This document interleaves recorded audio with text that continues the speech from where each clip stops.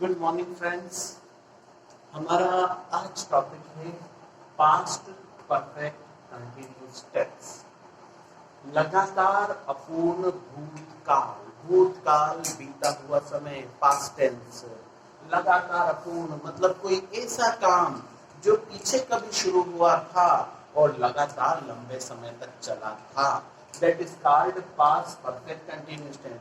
जैसे हमने perfect continuous tense में पढ़ा था, आप तीन हिस्से बांटिए, पास्ट, प्रेजेंट एंड ये फ्यूचर।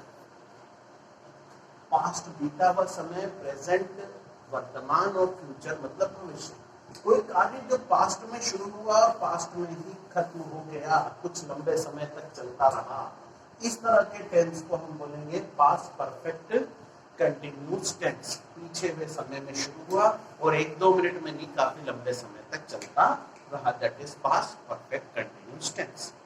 इस तरह के टेंस में रहा था, रही थी, चुका था, चुकी थी जैसे वर्ड्स तो आते ही हैं, लेकिन मुख्य रूप से एक समय का वर्णन, एक ड्यूरेशन, एक टाइम पीरियड, 4 साल, 10 साल, 5 साल, 6 महीने, 4 दिन, 15 दिन, 4 घंटे, है ना, 2 सप्ताह, 15 सप्ताह, ऐसा कुछ टाइम ड्यूरेशन जरूर आएगा। और हमने पढ़ा था, इनके लिए हम सिंस और फॉर यूज करते हैं। प्रेजेंट परफेक्ट कंटिन्यूअस टेंस वाले टॉपिक को आप रिवाइज कर सकते हैं अगर कोई कंफ्यूजन हो तो। इसके अलावा कुछ और वर्ड, टिल मतलब तक, अनटिल मतलब तब तक, जैसे कुछ और शब्द भी यहाँ इस्तेमाल हो सकते हैं।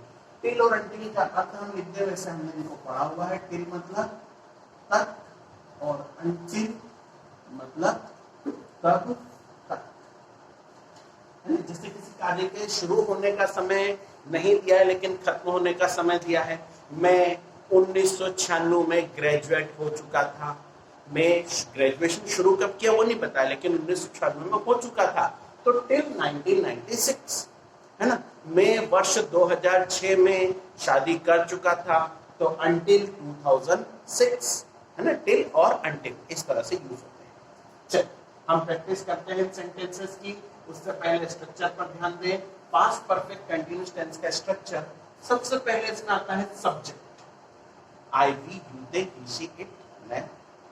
देन हेल्पिंग वर्ब के रूप में हैड बीन। यहां आप देखेंगे हेल्पिंग वर्ब के 2 पार्ट है, हैड बीन, है ना। हमने हैव बीन, हैज बीन में जो समझा था वो सारी चीजें यहां भी होंगी। प्लस मेन वर्ब में आईएनजी, प्लस ऑब्जेक्ट मतलब शेष वाक्य, जिसमें सिंस या फॉर का इस्तेमाल भी हम अपनी आवश्यकता अनुसार करेंगे। Now practising the sentences.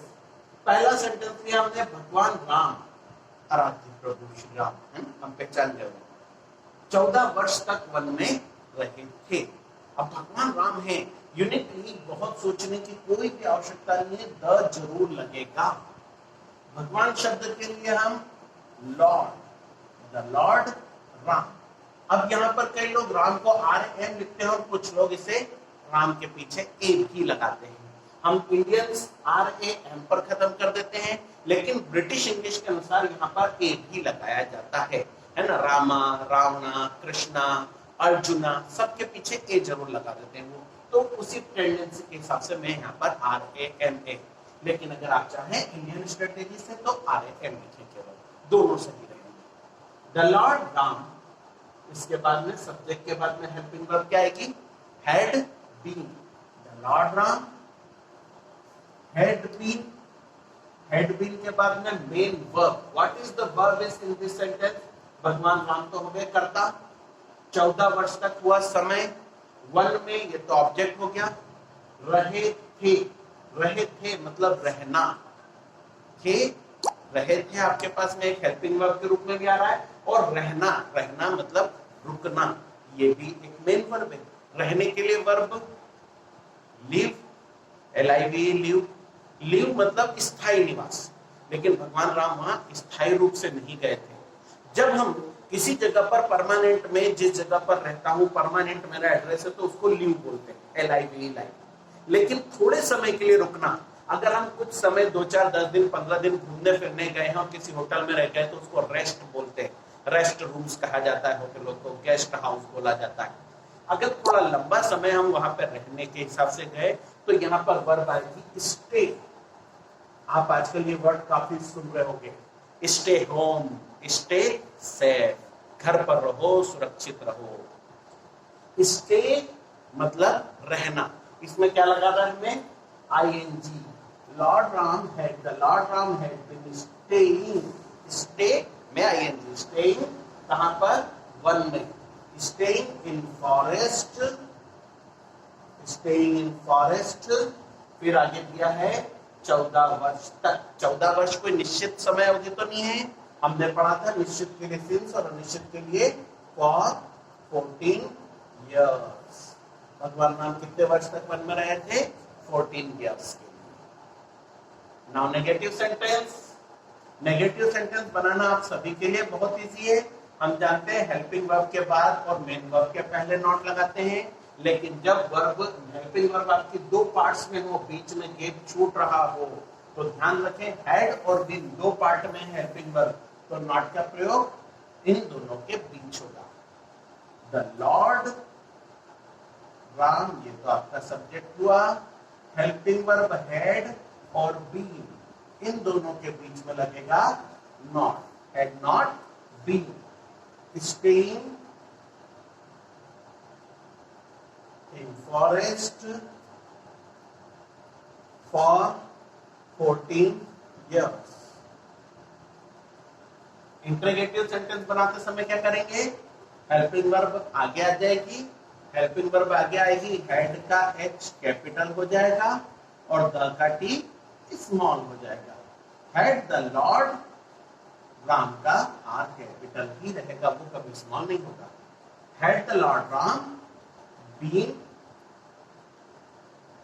staying in forest for 14 years, last में क्वेश्चन मार्क कब करेंगे, इंट्रोगेटिव टू नेगेटिव, प्रश्नवाचक नकारात्मक, मतलब क्या भगवान राम 14 वर्ष तक वन में नहीं रहे थे, had not the lord Ram been staying in forest for 14 years, last में question mark, as it is आ जाएगा पूरा आपके पास में। ओके, नेक्स्ट सेंटेंस देखते हैं, वर्षा लगातार 4 दिन तक हुई थी। Who is the subject in this sentence, वर्षा। वर्षा मतलब बारिश होना, हमने पहले ही बनाया था इस तरह का सेंटेंस। वर्षा होना मतलब बारिश होना इज अ वर्ब। इसमें सब्जेक्ट क्या है, 4 दिन समय है, हुई थी आपका ऑब्जेक्ट, अपना मुख्य सहायक क्रिया के रूप में इस्तेमाल हो रहा है। लगातार कंटिन्यू आपके पास में प्रीपोजिशन के रूप में इस्तेमाल होना है। नहीं, नेचुरल एक्टिविटीज को हमने बोला है सब्जेक्ट के रूप में क्या यूज करेंगे, इट। इट के साथ हेल्पिंग वर्ब हैड बीन, बारिश होने के लिए rain, it had been, rain में I N G, it had been raining, कितने समय तक, 4 दिन तक, फॉर 4 डेज, 4 आप अंकों में लिखें या शब्दों में लिखें कोई दिक्कत नहीं, फॉर 4 डेज, लगातार मतलब रोज हुई थी। इट हैड बीन रेनिंग, लगातार कंटिन्यूसली आप यहाँ पे भी लगा सकते हैं और एंड में भी लगा सकते हैं, इसे दोनों जगह इस्तेमाल किया जा सकता है। It had been raining continuously for 4 days या it had been raining for 4 days continuously.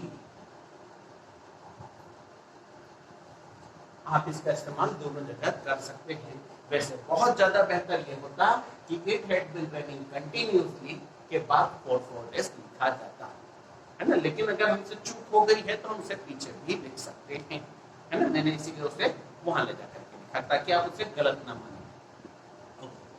2 दिन तक श्याम अपनी दुकान की रंगाई कर रहा था। Who is the subject in this sentence? Shyam. Shyam कोई खास व्यक्ति, श्याम शब्द सुन के आपको भगवान कृष्ण तो नहीं याद आए, भगवान कृष्ण दुकान की रंगाई कर रहे थे, नहीं, सिंपल, मतलब ये कोई कॉमन व्यक्ति है, श्याम किसी का भी नाम हो सकता है, तो इसके आगे श्याम के आगे द नहीं लगेगा।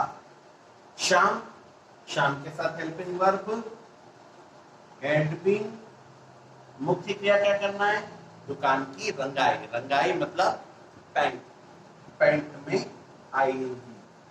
श्याम हैड बीन पेंटिंग, किस चीज की, श्याम सब्जेक्ट लिया, कर रहा था, हैड बीन रंगाई के लिए, पेंटिंग इस चीज की दुकान की।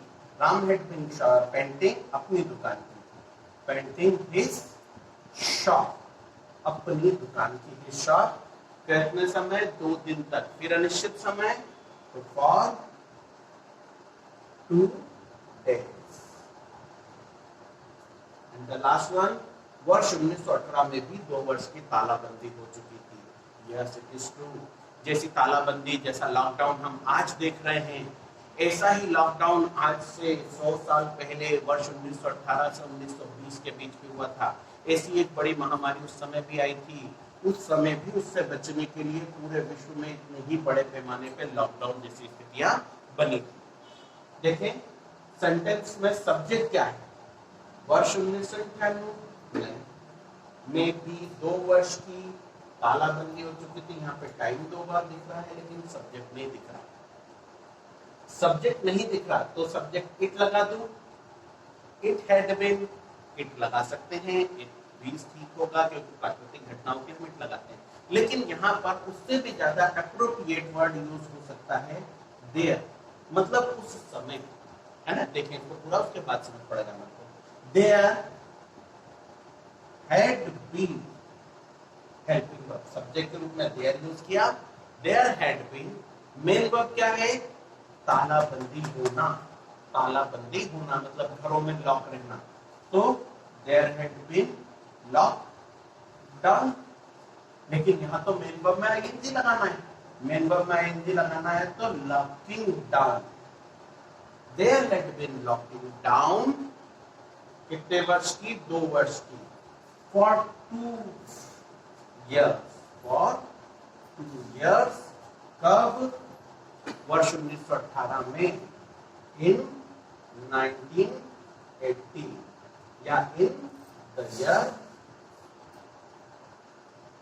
1980। आप केवल 1980 लिखते हो तो भी उसको हम इसे मानते हैं कि वर्ष 1918, लेकिन अगर आप इन द ईयर 1980 लिखते हो तो ज्यादा बेहतर है। यहाँ मेन चीज ये देखिए कि मैंने सब्जेक्ट के रूप में यूज किया देयर। देयर मतलब वहां, वहां या यहाँ पर देयर का शब्द वहां न लगाते हुए लगाया जाएगा उस समय। उस समय को जाके आखिरी में डिफाइन किया गया वर्ष 1918 में। यहाँ सब्जेक्ट जो पूरी तरह से हुआ वो there in the year 1918, subject 2 टुकड़ों में कहा जा सकता है, मतलब वहां। आप इट भी यूज करेंगे लेकिन इट से ज्यादा सुटेबल मुझे देयर यूज करना लगा।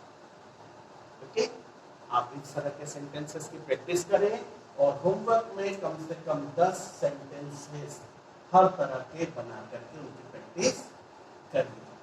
और हमारे वीडियोस को लाइक करने के लिए बेल आइकन को प्रेस करें। Thank you.